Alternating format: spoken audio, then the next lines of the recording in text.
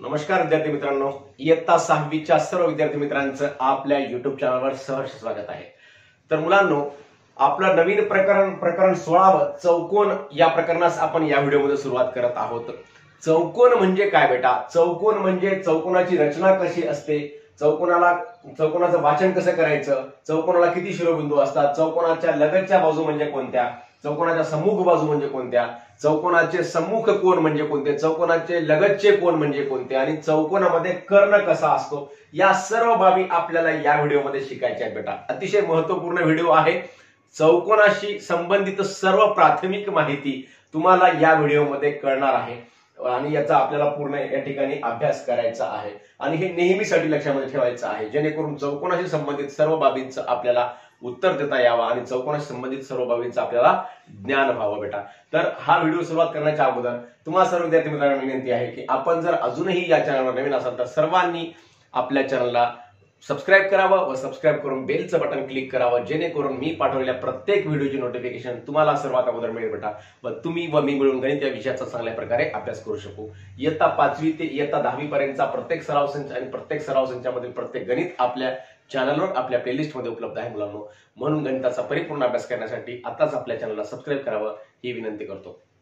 तसंच इयत्ता 6वीचे सर्व व्हिडिओ बघण्यासाठी आपण जो व्हिडिओ बघता त्या व्हिडिओच्या खाली डिस्क्रिप्शन असते, ते डिस्क्रिप्शन ओपन केल्यानंतर तुम्हाला या सर्व व्हिडिओची मागे आपण शिकवलेल्या सर्व प्रकरणांची लिंक त्या ठिकाणी पाठवलेली आहे। असा एक छोटासा बाण असतो बेटा आणि त्या बाणावर क्लिक करायचं किंवा मग काही मोबाईलमध्ये अशा प्रकारचा छोटासा त्रिकोण असतो, या त्रिकोणावर किंवा बाणावर या दोन्हीपैकी एक आकृती असते, त्यावर क्लिक केल्यानंतर डिस्क्रिप्शन ओपन होते आणि त्यामध्ये तुम्हाला सर्व प्रकरणांची लिंक या ठिकाणी पाठवलेली आहे।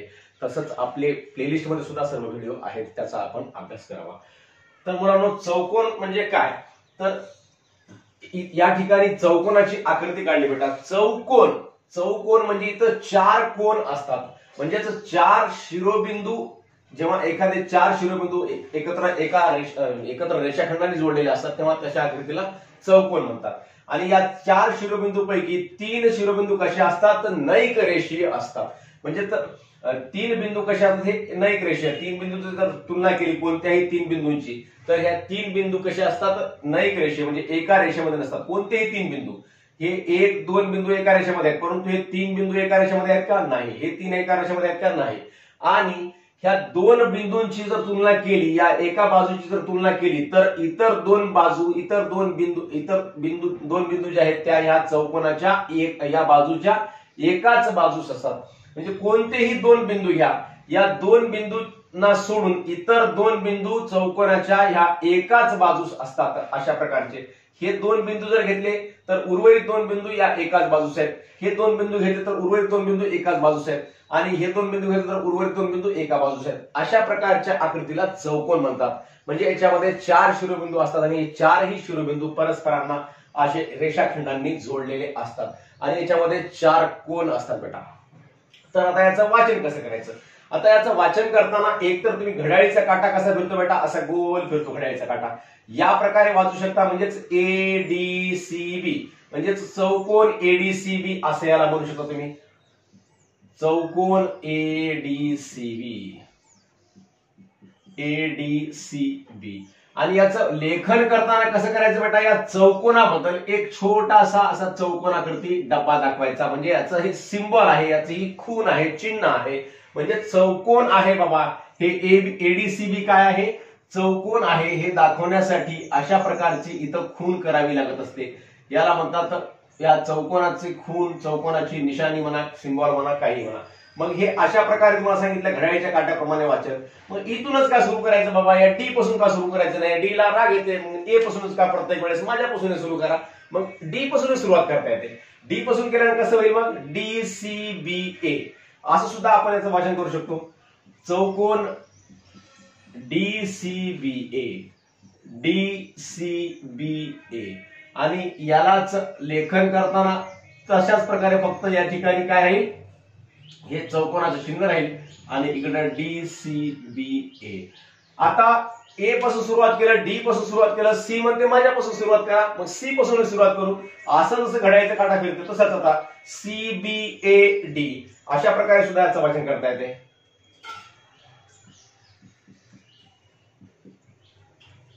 चौकोन सी बी ए डी आणि इकडं सुद्धा चौकोन सी बी ए डी आणि अजून कोणतं बी पासून चौकोन बी ए डी सी अशा प्रकारे सुद्धा याचं वाचन करता येते. चौकोन बी ए डी सी आणि लेखन करताना चौकोनाचं चिन्ह बी ए डी सी. मग अशाच प्रकारे वाचन करता येते का बेटा? आता एवढं घड्याळीच्या काट्याप्रमाणेच करायचं तुम्हाला काय म्हणजे असं काय लक्षामध्ये राहील का? काही मुलांच्या राहील काय येणार नाही. मग असं जर वाचन केलं तर कसं होईल बरं? घड्याळीच्या विरुद्ध दिशेने असंही वाचता येते. त्याला सुद्धा तुम्हाला चूक कोणी म्हणणार नाही. ते सुद्धा योग्य आहे, हे सुद्धा योग्य आहे. फक्त लक्षामध्ये ठेवायचं की ह्या ए पासून सी वर उडी मारायची नाही. तर अशी जसा जसा रेषाखंड गेला तशा प्रकारे आपण वाचायचं. म्हणजे A D C B, D C B A, D B A C असं म्हणायचं नाही मुलांनो. म्हणजे जसा रेषाखंडाची दिशा आहे तशा प्रकारे वाचन करायचं. मग आता घड्याळीच्या काट्याच्या विरुद्ध दिशेने वाचता येणार नाही का? तसं सुद्धा वाचता येते. कसं? चौकोन ए बी सी डी, चौकोन बी सी डी ए अशा प्रकारे सुद्धा 4 प्रकारे या चौकोनाचं वाचन करता येते. म्हणजे कसं? चौकोन ए बी सी डी आणि याला लिहिताना कसं लिहिणार तुम्ही? याला सुद्धा चौकोन ए बी सी डी आणि तसंच चौकोन बी सी डी ए असं सुद्धा लिहिता येते.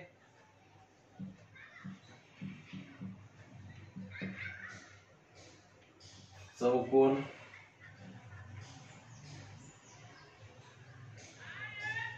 बी सी डी ए याचं लेखन चौकोन बी सी डी ए अशा प्रकारे अजून 2 प्रकारे सुद्धा याचं वाचन करता येते. कसं? C D A B. आता प्रत्येक प्रकारे इथे लिहिण्याची आवश्यकता नाही, तुम्हाला समजलं असेल याचं. म्हणजे कशाही प्रकारे एक तर घड्याळीच्या काट्याच्या दिशेने किंवा घड्याळीच्या काट्याच्या विरुद्ध दिशेने आपण याचं वाचन करू शकतो. परंतु लक्षात एवढे ठेवायचे की हे लगतचे जे 2 बिंदू आहेत, लगतचे एकमेकांना चिटकून जे शिरोबिंदू आहेत, मग या 2 शिरोबिंदूंना एका मागून एक क्रमानं याचं वाचन करायचं असते.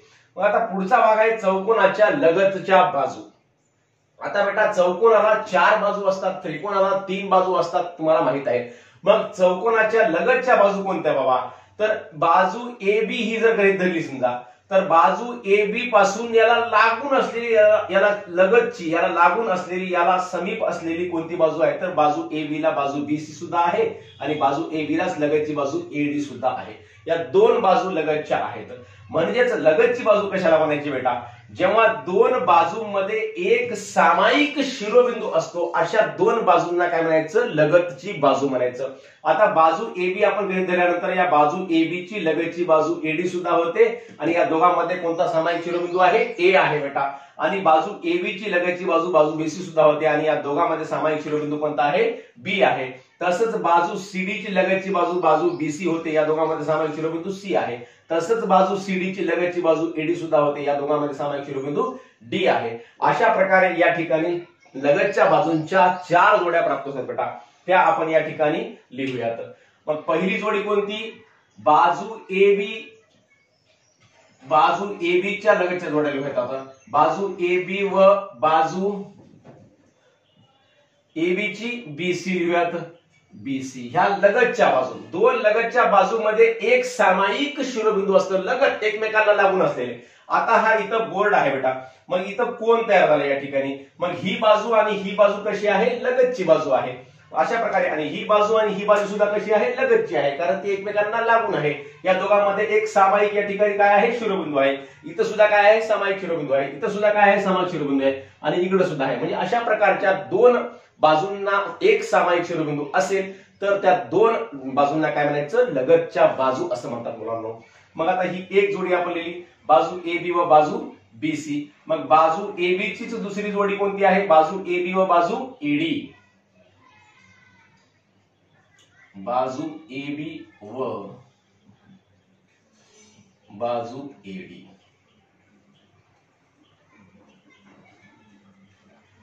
तिसरी आता या ठिकाणी, आता ह्या एबीच्या झाल्या, आता एडीची बाजू एडी आणि बाजू एबी आपण लिहिली. आता बाजू एडी आणि बाजू डीसी.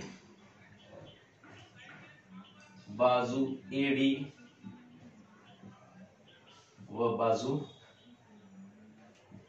बीसी। आता मुलांना बाजू एडीच्या दोन जोड्या आपण लिहिल्या, एडी लिहिली आणि एबी लिहिलं, एडी लिहिले आणि आता डीसी लिहिलं। आता बाजू डीसी ची बाजू एडी सोबत लगतची बाजू झाली या ठिकाणी, आता लिहिली आपण। आता बाजू डीसी ची लगतची बाजू कोणती? बाजू बीसी।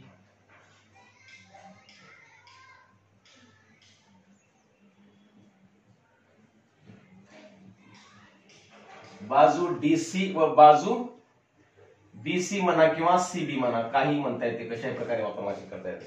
आता बेटा या बाजू डीसी ची लगतची बाजू एडी सोबत या ठिकाणी लिहिली आणि या बाजू डीसी ची लगतची बाजू बीसी सोबत इथे लिहिली। आता बाजू बीसी ची लगतची बाजू कोणती आहे? इथं डीसी लिहिली आणि एबी जी आहे ती वर लिहिली 1 नंबरला, म्हणजेच ह्या लगतच्या बाजूंच्या एकूण 4 जोड्या प्राप्त होतात बेटा। यापेक्षा जास्त होत नाहीत आणि यापेक्षा कमी सुद्धा होत नाहीत म्हणून हे लक्षामध्ये ठेवा।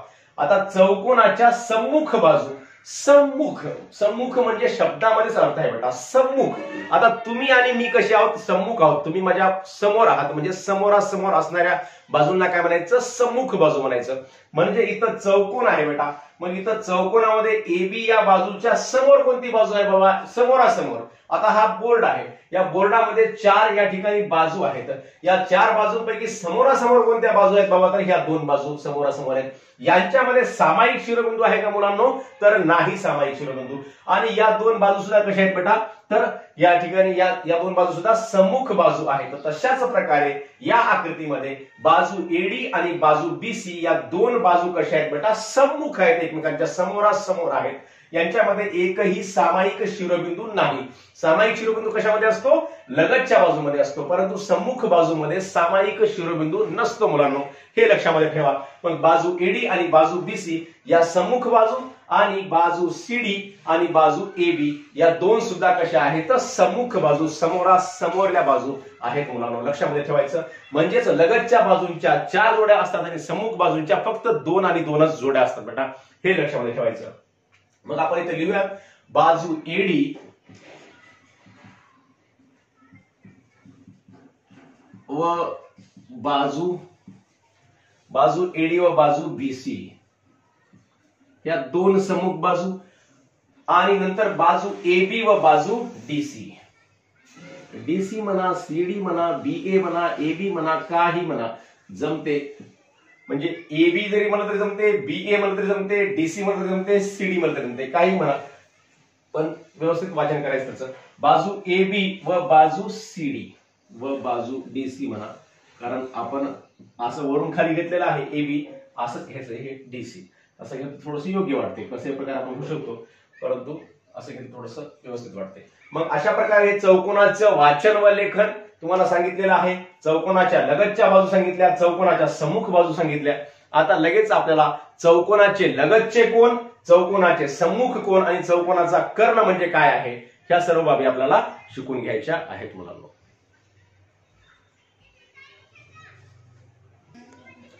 तर मुलांनो, चौकोनाच्या लगतच्या बाजू, चौकोनाच्या सम्मुख बाजू, चौकोनाचं वाचन आपण शिकलेलं आहे। आता या ठिकाणी चौकोनाचे लगतचे कोन म्हणजे काय, चौकोनाचे सम्मुख कोन म्हणजे काय आणि चौकोनाचा कर्ण म्हणजे काय आपल्याला शिकायचं आहे।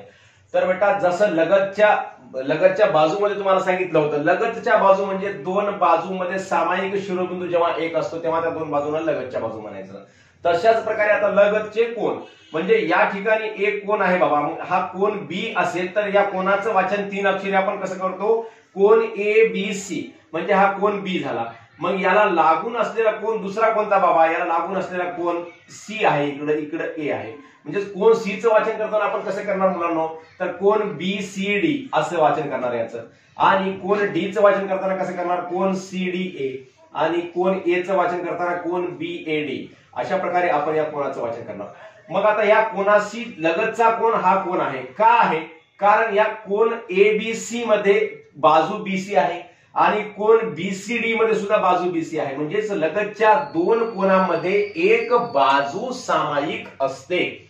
जसं लगतच्या 2 बाजूमध्ये एक शिरोबिंदू सामायिक असतो, तशाच प्रकारे लगतच्या 2 बाजूमध्ये लगतच्या 2 कोनांमध्ये एक बाजू काय असते? सामायिक असते। मग अशा प्रकारच्या दोन कोणांना काय म्हणायचं, लगतचे कोण म्हणायचं. जसं या ठिकाणी कोण एबीसी आणि कोण बीएडी या दोन कोणामध्ये सुद्धा बाजू एबी कशी आहे मुलांनो, सामायिक आहे, सारखी आहे. मग अशा प्रकारच्या लगतच्या कोणांच्या 4 जोड्या आपण इथं प्राप्त करू शकतो. ज्याप्रमाणे आपण लगतच्या बाजूंच्या 4 जोड्या लिहिल्या होत्या, तशाच लगतच्या कोणाच्या सुद्धा 4 जोड्या आपण प्राप्त करू शकतो. पहिली जोडी कोण एबीसी, कोण एबीसी व कोण, आता ह्या कोण बीसी लगतचा कोण कोणता आहे, कोण सी, म्हणजे कोणता, कोण बीसीडी. बीसीडी तसंच बेटा आता ह्या कोण एबीसी, कोण एबीसी सोबत कोण बीएडी हा सुद्धा कसा आहे, लगतचा कोण आहे, कोण ए. म्हणजेच कोण एबीसी व कोण बीएडी, बीएडी म्हणा किंवा डीएबी म्हणा, कशाही प्रकारे याचं वाचन करता येते, बीएडी. तसंच आता या ठिकाणी हे दोन कोण मी लगतचे लिहिले आणि हे दोन लिहिले. तसंच कोण बीसीडी आणि कोण सीडीए हे दोन कोण सुद्धा कसे आहेत, लगतचे कोण आहेत. कोण बीसीडी व कोण सीडीए, सीडीए. तसंच कोण डी आणि कोण ए हे सुद्धा कसे आहेत बेटा, लगतचे कोण आहेत. म्हणजे कोण सीडीए आणि कोण डीएबी, कोण सीडीए व कोण डीएबी. तर अशा प्रकारे लगतचे कोण म्हणजे ज्या दोन कोणामध्ये एक बाजू सामायिक असते, अशा दोन कोणांना काय म्हणायचं, लगतचे कोण म्हणायचं. म्हणजे हे कोण सीडीए आणि कोण डीएबी या दोन कोणामध्ये, ह्या डी आणि ए कोणामध्ये काय आहे, ही एडी ही बाजू कशी आहे, सामायिक आहे. तसं प्रत्येक या दोन कोणामध्ये जे आपण लगतचे कोण लिहिले त्या दोन कोणाची कोणतीही तुलना तुम्ही करून बघा. त्या दोन कोणामध्ये एक बाजू सामायिक निघते आणि ते दोन कोण एकमेकांना असे लागून असतात बेटा. आता सम्मुख कोण, सम्मुख म्हणजे तुम्हाला आता सांगितलं, सम्मुख म्हणजे समोरासमोर, जसं तुम्ही आणि मी सम्मुख आहोत. मग या ठिकाणी सम्मुख कोण कोणते आहेत, तर या कोणाची दिशा कशी आहे बेटा, ही अशा प्रकारचा कोण आहे आणि याची दिशा तोंड कोणीकडे आहे, असं डी कड सरळ सरळ तोंड आहे. आणि डीचं तोंड कोणीकडे आहे, डीचं मुख कोणीकडे आहे, तर बी कड आहे. म्हणजेच हे दोन कोण परस्परांचे सम्मुख कोण आहेत. मग या कोण एबीसी आणि कोण एडीसी या दोन कोणामध्ये कोणती तरी सामायिक बाजू आहे का मुलांनो, तर सामायिक बाजू नाही. तसंच कोण ए म्हणजेच कोण डीएबी आणि कोण बीसीडी या दोन कोणामध्ये सुद्धा कोणतीही बाजू सामायिक बाजू नाही. मग अशा प्रकारच्या दोन कोणांना सम्मुख कोण म्हणतात. एका चौकोनामध्ये लगतचे कोण लगतच्या कोणांच्या 4 जोड्या आढळतात आणि सम्मुख कोणांच्या 2 जोड्या आढळतात. सम्मुख बाजूंच्या सुद्धा 2 जोड्या होत्या, सम्मुख कोणांच्या सुद्धा 2 जोड्या आहेत. या ठिकाणी लगतच्या कोणाच्या 4 जोड्या आहेत आणि लगतच्या बाजूंच्या सुद्धा 4 जोड्या आपल्याला या ठिकाणी आपण लिहिल्या होत्या. मग सम्मुख कोणाची जोडी कोणती, पहिली कोण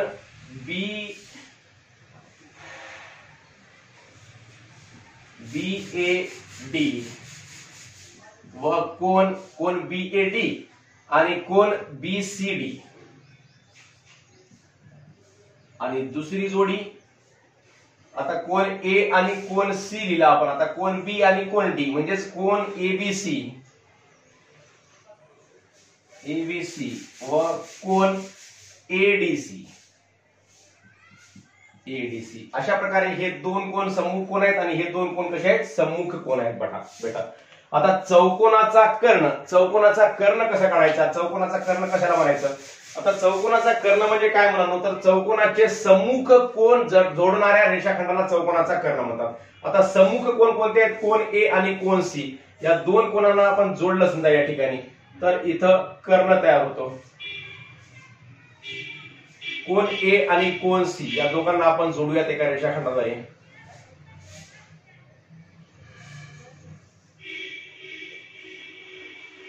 आणि कोण बी आणि कोण डी ह्या दोन सम्मुख कोणाला सुद्धा आपण एका रेषाखंडाद्वारे जोडूयात बेटा.